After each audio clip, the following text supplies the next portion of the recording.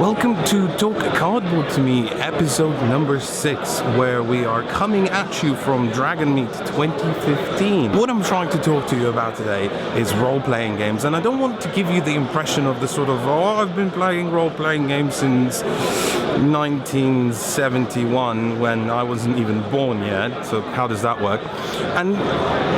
But what I'm trying to say is that I have been playing role-playing games since before board games was ever such a big industry, and it's so weird to see this shift, this sort of transference where one side of the hobby was more dominant and now the other one is, very much so. And even today at Dragonmeet, which is a convention centered around role-playing games, we see a lot of people carrying and selling board games, and even some of the big publishers in UK, and there are some very good publishers in UK of role-playing games, moving into making board games. I find that very interesting, and it brings the question to mind, is there overlap, or is there enough overlap between people who play board games and play role-playing games, and whether all the new people that are recently getting into board games, do they find that attraction in role-playing games as well?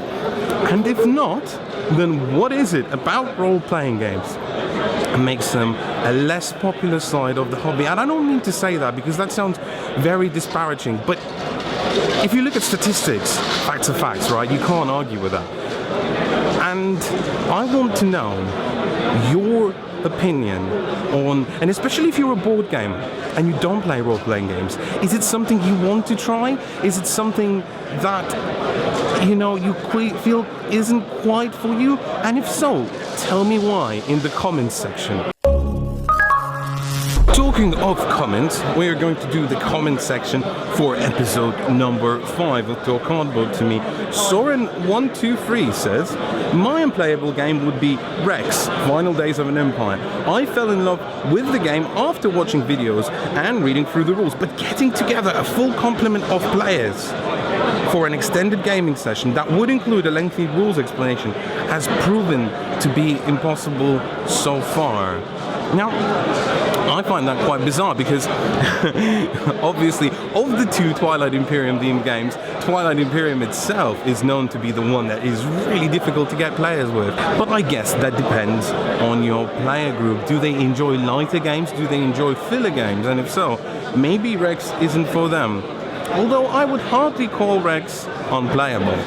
George Wright says, the most unplayable game that I have played is Space Alert. I'm sure that if you practice with a team, the games get better and the real-time nature is fun. But after 2 plays of it, I was out and never to return.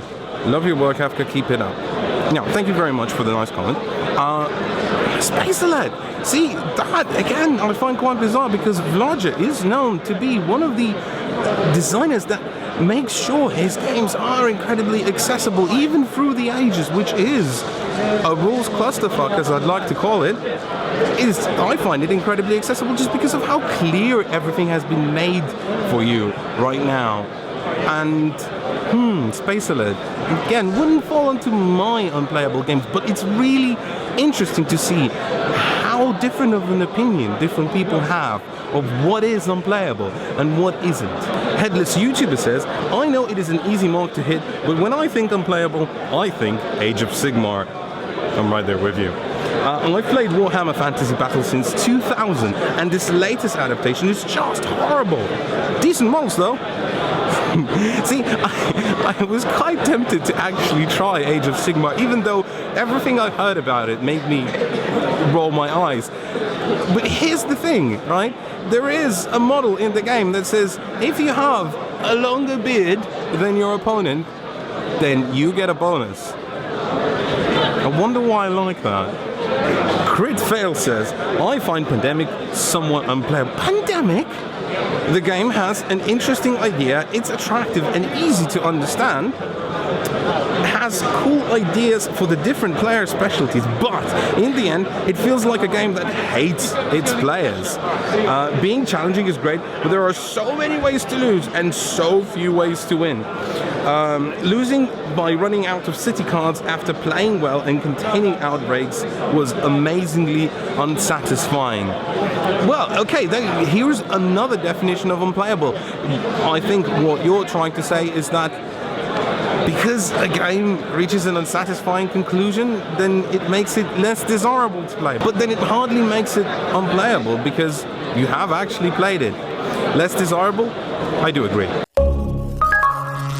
This is by far the worst coffee I've had filming this vlog. I don't even know what it is, but it is from a tiny kiosk in the hotel. Is it awful? Yes. Am I going to drink it?